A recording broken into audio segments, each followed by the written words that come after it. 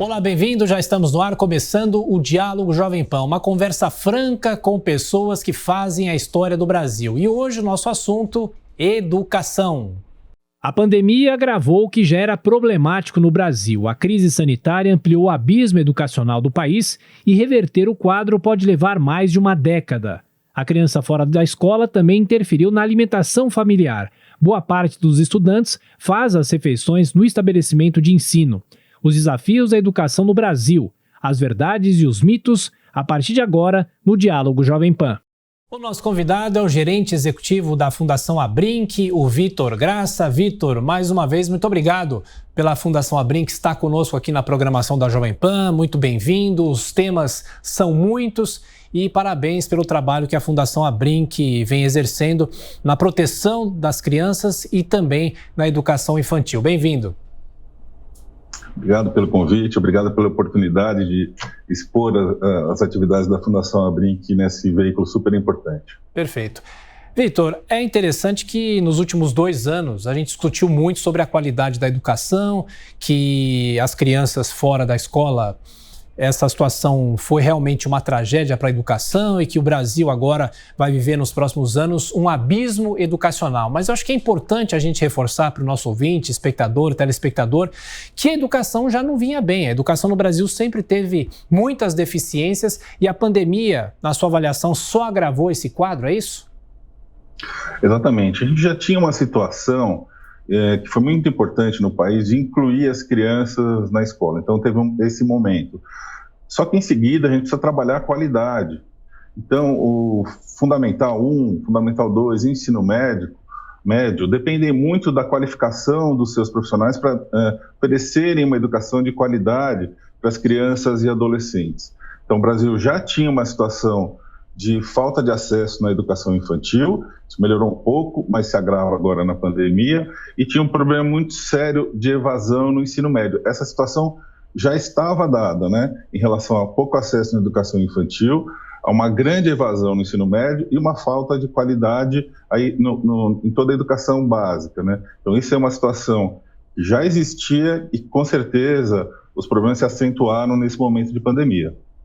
E a grande questão é como que se reverte isso, né? Como é possível fazer um trabalho a partir de agora, porque as escolas voltaram, né? As escolas vão voltando aos poucos, ainda tem um modelo híbrido, muitas crianças ainda em casa só estudando pela internet, outras já estão presencialmente na escola, há um rodízio também, mas a partir do momento que essa situação aos poucos vai voltando ao normal, o que se faz para se recuperar esse tempo que as crianças perderam nesses últimos tempos e com todas as dificuldades e também a questão do próprio Brasil, que é um país muito grande e não só com déficit, mas também há muita desigualdade, não é? Exatamente. Não tem uma bala de prata, né? Não tem uma solução única. Então, por exemplo, na educação infantil, o Brasil tem uma meta de atingir 50% de acesso à educação infantil, às creches, até 2024. Hoje, o Brasil tem um acesso de apenas 30% das crianças na educação infantil, e é muito importante num país onde mais de 50% das famílias são lideradas por mulheres que precisam sair para trabalhar, ter as crianças num espaço seguro, né? Seguro em relação não só à educação, mas à saúde e à sua proteção. Então, temos aí um pedaço, um objetivo muito importante para atingir na educação infantil. No ensino médio, como a gente falou, já tinha um problema sério de evasão e, por incrível que pareça, os números vão estar muito alterados nesses 2 anos, porque teve muita aprovação automática, né? As crianças e os adolescentes não tiveram acesso à escola e algumas delas, inclusive, nem tiveram acesso. 5 milhões não receberam trabalho para fazer em casa, tarefas, né, que foi sempre dito, vamos compartilhar, ficar em casa, mas 5 milhões delas não tiveram acesso a nenhuma tarefa, ou por falta de internet, ou por falta do equipamento, e às vezes por falta de equipamento nas escolas para proporcionar a essas crianças que tivessem uma atividade, e 2 milhões de crianças já estavam fora da escola. Então, precisamos fazer um trabalho aí de busca ativa, de fazer essas crianças voltarem para a escola, né? Então, acesso na educação infantil, voltar para o ensino fundamental e médio e fazer um trabalho de diagnóstico. Então vai ter que ser feito um trabalho agora no começo do ano em todas as faixas etárias, diagnóstico, como que essas crianças voltam, né? Já está certo que teve uma perda de aprendizado e alguns dizem que até 2 anos, defendendo essa faixa etária, para recuperar o que foi perdido agora. Então, de novo, tem que ter uma série de atividades de acesso à educação infantil, de acesso à escola, inclusive para se receber o Auxílio Brasil, as crianças têm que estar matriculadas na escola, né? Então precisam fazer as rematrículas e matrículas, o pessoal voltar. Isso é uma questão da sociedade. Se você sabe de alguém que não está na escola, incentive para que ele volte e, de novo, fazer um diagnóstico e um plano de recuperação para pelo menos 2 anos. Então o pessoal da educação infantil, do fundamental, do ensino médio vão ter que ter um plano para recuperação do que foi perdido nesse período. Claro. Ô Vitor, para quem não conhece ou para quem conhece pouco, o trabalho da Fundação Abrinq, um trabalho voltado principalmente para as crianças, nesse período que a gente espero que a gente já possa chamar de pós-pandemia, né? Qual que é o trabalho que a Fundação Abrinq pode fazer e ajudar não só no apoio às crianças, às escolas, mas também no diagnóstico, diagnosticar o problema para propor as soluções? Como você disse, a gente tem vários projetos e algumas publicações. Em março, nós vamos lançar um estudo que nós chamamos aqui do cenário da criança e do adolescente, com indicadores, né, de pelo menos 10 ODS, né, os Objetivos de Desenvolvimento Sustentável, para saber, tirar uma fotografia do país e saber como que as crianças vão estar. Né? Então, em março, a gente faz isso. A Fundação Abrinq apoia organizações que atendem crianças, então a gente repassa recursos financeiros, a gente capta de pessoas que querem ajudar, para quem precisa de ajuda, a gente faz essa ponte, então a gente vai beneficiar mais de 6 mil crianças. A gente trabalha também com empresas, hoje fala muito de ESG, na parte do S, do social, que as empresas amigas da criança ajudem as crianças, e projetos mais diretamente ligados, né, às escolas. Nós vamos trabalhar com o que é chamado a BNCC, né, a Base Comum Curricular, para que crianças e adolescentes consigam ter um ensino qualificado, principalmente os do 9º ano, e tem que se preparar, tem que fazer, né, o seu projeto de vida para quando entrar no ensino médio, poder escolher um itinerário adequado. Então a Fundação Abrinq vai trabalhar com diagnóstico, soltando um cenário, trabalhando diretamente nas escolas e trabalhando também com mediação de leitura com adolescentes. Isso melhora muito a qualidade da educação e desenvolvimento escolar desses meninos de entre 11 e 17 anos, que inclusive vão fazer mediação de leitura, vão fazer essa leitura para crianças entre 5 e 10, isso é muito importante. E vamos trabalhar também com o que a gente chama de soft skills para adolescentes, né? E aí com uma pegada mais jovem, né? E a gente falando de qualificação profissional, combate à violência, combate ao trabalho infantil, né? Então a gente tem muitas atividades. A gente beneficia com esses projetos mais de 50 mil crianças. E o ano que vem é ano de eleições. Então a Fundação Abrinq lança mais uma edição do seu projeto Presidente Amigo da Criança, convidando os candidatos a assinarem um termo de compromisso conosco e, se eleitos, terão uma gestão priorizando crianças e adolescentes.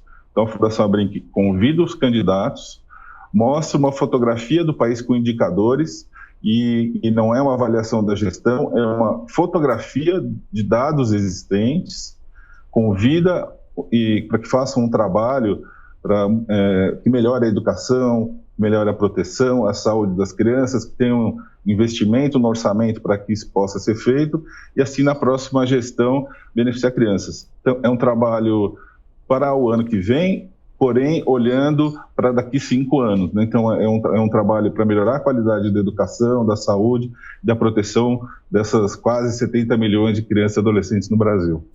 Ô Vitor, você fala sobre esse apoio da Fundação Abrinq e também a tentativa da própria Fundação de cobrar dos candidatos um posicionamento em relação ao apoio que eles podem dar para as crianças com projetos, enfim. Eu mesmo, como repórter aqui na Jovem Pan, já cobri muitos desses eventos em que eles, na hora de concorrer, eles se comprometem, né? Mas muitas vezes os eleitos se esquecem das crianças e se esquecem de todas as promessas ou de boa parte das promessas feitas na época da campanha. De que forma que a Abrinq acompanha as gestões, não só das prefeituras, dos estados e também a própria gestão presidencial, para que esses compromissos sejam efetivamente cumpridos? E vocês têm algum ranking do que é cumprido, do que não é cumprido? A maioria dessas propostas é cumprida ou não?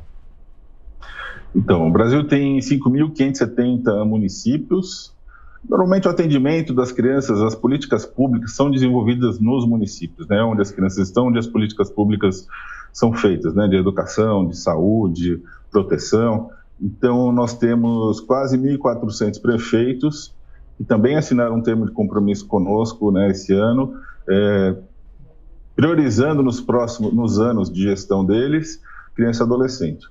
E aí, como você disse, tem um compromisso, mas eles têm que fazer um diagnóstico. Eles estão agora até o final do ano preenchendo o que a gente chama aqui de mapas, indicadores, é um diagnóstico, e a Fundação Abrinq monitora nos próximos 3 anos e no final reconhece os melhores prefeitos do Brasil, os que tiveram o melhor desempenho, que mais fizeram pelas crianças no Brasil. Então é um trabalho de 4 anos, e não é só cobrar. A Fundação Abrinq pede os indicadores, monitora, devolve um relatório com recomendações e monitora em seguida, mais para frente, e dá um apoio, né? Porque não é só cobrar, a gente dá um apoio. Então, a gente faz publicações, faz seminários, webinars, como você pode ter políticas públicas de melhoria aqui na educação, como é que você melhora o Conselho Tutelar, o Conselho Municipal dos Direitos da Criança, como é que você monta a vigilância no seu município. Então, é uma via de 2 mãos entre os prefeitos e a Fundação Abrinq, com esse monitoramento de 4 anos, com uma ajuda, com uma consultoria, né, em termos de conteúdo, e com a cobrança durante esses 3, 4 anos, reconhecendo no final os melhores. A gente sabe que, né, às vezes o compromisso é assinado, não, como você disse na eleição, vou fazer. Se você não monitorar e não apoiar, não acontece, né? Então esse é o trabalho da Fundação. Então a gente monitora e tem essas fotografias, esses diagnósticos, cobra e apoia para que seja feito. Bom, estamos conversando com o Vitor Graça, que é o gerente executivo da Fundação Abrinq.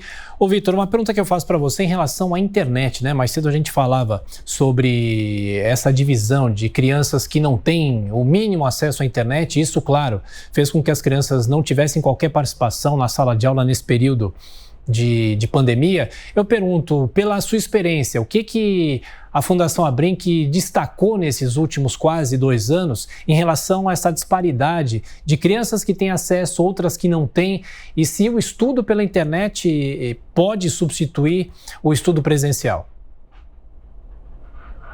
Infelizmente não substitui, né? A falta da convivência com as outras crianças e com os educadores, isso não tem como fazer, né? Não tem sala e chat que resolva esse contato. Você imagina na educação infantil, esse contato, esse desenvolvimento é muito importante. E se a gente falou de já 2 milhões de crianças fora da escola, quase 5 milhões de crianças que não receberam as tarefas, então, principalmente, infelizmente, né, na região norte e nordeste, onde os indicadores já são piores, teve, se eu não me engano, no norte, pelo menos 4% de escolas e crianças que ficaram sem a escola presencial e sem a escola online, né?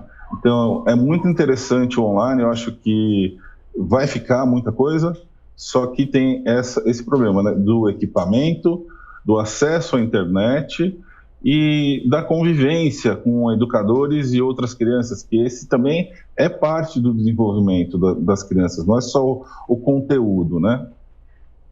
E, Vitor, um problema também que foi evidenciado durante a pandemia em relação à fome, porque tem muitas crianças que iam para a escola, além, obviamente, de aprender, a única refeição que muitas crianças faziam era a refeição na escola. E isso, claro, com as escolas fechadas, as crianças deixaram de comer, os pais também não tinham com quem deixar as crianças, muitos pais perderam os empregos, os pais e as mães.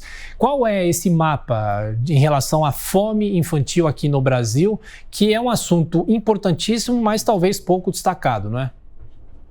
É verdade, Tiago, você tem razão. Aproximadamente 9 milhões de crianças dependiam da alimentação escolar como a sua única alimentação do dia. Você imagina esse número de crianças ficando sem aula, sem alimentação.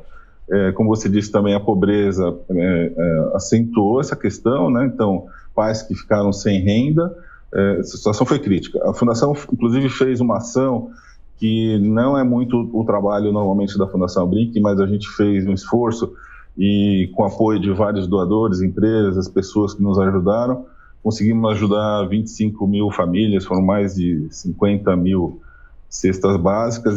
Esse trabalho foi feito 2021 e tem o que às vezes é inclusive um viés que as pessoas não veem, que vamos ter um problema de desnutrição, né? E o problema da má qualidade da alimentação. As comidas processadas normalmente são mais baratas. Então, no momento que você tem menos renda, você vai se alimentar com um alimento de uma qualidade pior.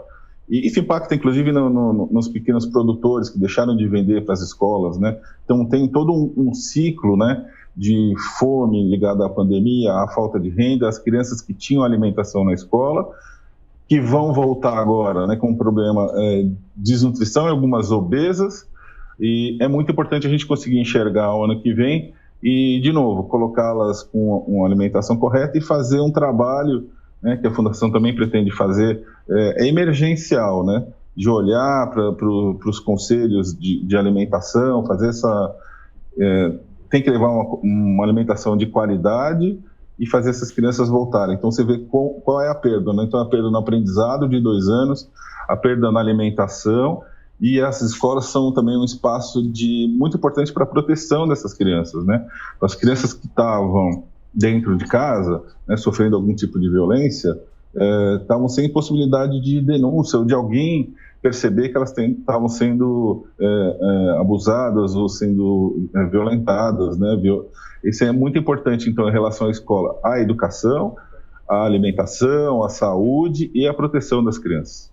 Você fala sobre a violência doméstica, e a gente, durante a pandemia, viu inúmeros levantamentos falando sobre crianças agredidas, também mulheres agredidas, as pessoas agredidas no ambiente doméstico. De que forma a Fundação Abrinq conseguiu fazer levantamentos nesse período para comprovar essa situação e também que esses casos fossem solucionados e resolvidos? Nós trabalhamos esse ano com o desenvolvimento de uma metodologia para algo que já está previsto nos municípios, que é chamada vigilância, né, para ter indicadores para poder trabalhar esses temas. Porém, o fato da falta de comunicação das crianças e mulheres estarem em casa, normalmente essas violências são mais de 80% em casa e também quase 80% ali por pais, avós, tios. Então, se as pessoas estão presas em casa, não conseguem fazer denúncia. As denúncias no Disque 100 vinham crescendo ano a ano, né? Em 2019 teve um número, se não me engano, eu estava vendo aqui, 87 mil denúncias. E no ano seguinte um pouco menos, esse ano talvez atinja novamente perto de 90 mil. Mas deve ter muita denúncia que foi represada. Então a Fundação Abrinq trabalha com campanhas, a gente tem uma campanha chamando para denúncia, né, falando pode ser abuso. Então, se você estiver enxergando uma criança que era muito expansiva, um pouco quieta, se você está achando ali que tem uma situação de possível violação, faça uma denúncia, né, no Disque 100. Então, a gente faz esse conjunto de ações. Então, trabalhando com a Prefeitura para que tenha a vigilância, divulgando o Disque 100 denúncias e fazendo essa campanha para as pessoas que elas entendam. E a sociedade tem que, né, tem várias campanhas, entender que faz parte. Se a pessoa está presa na sua casa, não sair, agora, graças a Deus, voltamos às aulas, né? É preciso ter essa ajuda da sociedade para identificar esses casos. Vitor, falando sobre um outro tipo de violência, que aliás é um assunto que a Fundação Abrinq se debruça muito e vem se debruçando muito nesses últimos anos, que é o trabalho infantil aqui no Brasil. Uma estimativa da própria Abrinq indica que mais de 1.700.000 crianças trabalhem de forma irregular. Os pais muitas vezes colocam essas crianças para trabalhar e isso talvez, você vai me confirmar que isso talvez se agravou durante a pandemia. A gente vê muitas crianças na rua vendendo bala, chiclete, aquela coisa toda que a gente já está acostumado. Já havia no Brasil, mas talvez esse quadro se agravou. Mas tem também trabalhos, entre aspas, mais sofisticados, empresas e, sei lá, tecelagens. De que maneira é esse cenário aqui no Brasil? E como que é possível combater cada vez mais o trabalho infantil aqui no país? Como você disse, já tinha uma questão de 1.700.000 crianças no trabalho infantil. Parte delas, abaixo de 13 anos, é um trabalho no campo, na agricultura. Outra parte de 14 anos para cima, mais um trabalho urbano, né, em pequenos comércios, né? Evidentemente, assim como todos os indicadores que a gente falou até agora de educação, saúde, proteção, nós vamos ver o ano que vem o que aconteceu com eles, né? E o trabalho infantil é um deles. Como você disse, a gente já vê crianças vendendo um pano de prato, bala, essa coisa da criança ajudar em casa, o que é terrível, porque isso que cria um ciclo, né, vicioso. Se esses pais, essa família está precisando colocar essa criança para trabalhar, ela vai perder a oportunidade de estudar e já tem pesquisas feitas que a cada ano a mais de estudo, 15% a mais de renda. Ou seja, esse ciclo se quebra com estudo e renda lá na frente, né? Para que essa criança, quando for adulto, não precise colocar os seus filhos de novo no trabalho infantil. Para isso vai ter que ter oportunidade, para isso a economia vai ter que crescer e para isso a Fundação Abrinq mostra os números e faz campanha contra o trabalho infantil. As pessoas precisam entender: crianças morrem no trabalho infantil, crianças perdem membros. Mas se você pegar uma máquina, a criança não souber operar, ela vai perder uma mão, vai perder um braço. Então, às vezes a gente ouve, é melhor trabalhar do que matar e roubar. Não tem só essas duas pontas, né? Tem muita coisa no meio. A criança vai para a escola, vai para uma atividade depois da escola, artes, futebol, outro tipo de esporte. Então, assim, a gente já tínhamos, né, 1.700.000 crianças no trabalho infantil. Estamos muito preocupados com esse momento da pandemia e vamos entender que número vai sair daqui o ano que vem e vamos ter que fazer uma campanha forte. Que essas crianças voltem para a escola e deixem o trabalho infantil e vamos ter que ter política pública na assistência social para cuidar dessas famílias, né? Claro. Ô Vitor, como é que a Abrinq vê? Claro que tem o trabalho infantil, toda a preocupação, mas também o aprendizado, o menor aprendiz. Há uma tentativa no Congresso Nacional de se reduzir um pouco essa idade, né? Ou ampliar essa idade em que já praticamente os pré-adolescentes podem trabalhar numa empresa. De que maneira é possível conciliar a sala de aula com esse início de um aprendizado profissional? Até que ponto isso é benéfico e até que ponto isso é maléfico? A partir dos 14 anos, né, como aprendiz, ok, esse menino ou menina, esse adolescente, ele vai ter um atendimento numa organização e ele vai para a escola e ele passa por um aprendizado. A Fundação Abrinq é contra a redução dessa idade, inclusive, essas crianças têm vários projetos para reduzir a idade para o trabalho e são inócuos, inclusive a gente tem apoio da CNI dizendo não vamos contratar a criança, então não faz o menor sentido, né? Cada vez mais as empresas querem profissionais capacitados, né? Então, se você começa a partir dos 14 anos, como aprendiz, regulamentado, com educação na escola, com educação e formação numa organização e um período de algumas horas numa empresa, aí sim vai ter uma formação, vai ser uma ajuda para esse adolescente. Menos que isso é improvável, vai ser um decréscimo, né, na vida desse adolescente. Tem também, não é, Vitor, uma questão de mentalidade em relação ao trabalho infantil. Tem pessoas que dizem, é melhor roubar o melhor trabalhar do que, obviamente, roubar? É melhor também dizer que o trabalho enobrece, quanto mais cedo melhor, a pessoa vai ter mais sucesso na carreira? Como que é possível mudar algumas mentalidades em relação a isso? Eu acho que ao longo do tempo já está melhorando, e o que as pessoas não falam, quem trabalhou, começou muito cedo, eu também comecei muito cedo, é que muitas dessas pessoas têm problemas respiratórios, têm outros problemas que foram causados lá atrás. Então tem uma questão de saúde aí também. Então a dificuldade ninguém contou, você sim, começou, mas teve um problema de saúde, ou inclusive você estudou menos, né?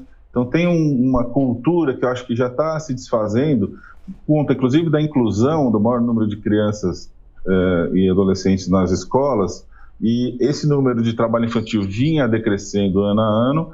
Infelizmente, com a pandemia, a gente vai ter que ter uma atenção para trazer de novo para baixo esse número. Ô Vitor, a gente vai entrando na reta final da nossa conversa. No começo aqui, ao longo da nossa entrevista, você citou um projeto da Fundação Abrinq, empresa amiga da criança, que vem lá dos anos 90, né? E as empresas estão conscientes dessa questão do trabalho infantil? Como que é possível fazer a fiscalização? Estados, municípios, até o Ministério do Trabalho faz fiscalização em relação a esse trabalho infantil. Como é que está a mentalidade do empresariado em relação a esse tipo de trabalho aqui no país? Graças a Deus, cada vez mais a legislação, a regulamentação do trabalho ajuda que as empresas não tenham. Então, o nosso Empresa Amiga da Criança, a gente reconhece empresas que não têm trabalho infantil e fazem uma ação beneficiando a faixa etária de crianças e adolescentes, que não precisa ser inclusive conosco, a gente reconhece, trabalha com outras organizações, e essa empresa é reconhecida como Empresa Amiga da Criança. E a maior parte dos empresários já entendeu que é proibido, não faz bem, e que se ele contratar uma pessoa qualificada, ele vai ter um desempenho adequado, e para a sociedade pega muito mal uma empresa que tem algum tipo de trabalho infantil, trabalho escravo, qualquer outro tipo de trabalho inadequado. Então os empresários já estão pensando nisso. A própria fundação, ano que vem, para as empresas amigas das crianças, vão ter uma formação do tal de ESG, né, o ambiental, o social e de governança. Então já tem muitos interessados, e as empresas, de uma forma geral, regulamentadas, entenderam isso. Como eu falei para você, na faixa entre 14 e 17, os pequenos comércios, né, algumas borracharias, restaurantes, feiras, né, esses sim ainda temos um problema, mas as empresas devidamente regulamentadas já têm essa cultura de não contratar criança e adolescente. Perfeito. Vitor, olha, muito obrigado mais uma vez pela atenção, pela gentileza, e nesta despedida, se quiser deixar o site da Fundação Abrinq para que possamos conhecer mais o trabalho dessa fundação importante. Muito obrigado mais uma vez. Eu que agradeço. A Fundação Abrinq, se digitar na busca Fundação Abrinq, com certeza já vai aparecer, mas é o fadc.org.br. Quem quiser nos ajudar, né, a gente sempre fala que a Fundação Abrinq é uma ponte, e quem quer ajudar e quem precisa de ajuda, e quiser se tornar um doador, tanto empresa como pessoa física, né, os indivíduos, doeagora.org.br. Muito obrigado mais uma vez. Conversamos aqui nesse Diálogo Jovem Pan com o diretor executivo da Fundação Abrinq, o Vitor Graça, participando mais uma vez dessa nossa discussão, falando sobre as pessoas que fazem a história do Brasil nesta edição do nosso Diálogo Jovem Pan. A você, ouvinte, a você, espectador, muito obrigado mais uma vez pela sua audiência e até a próxima.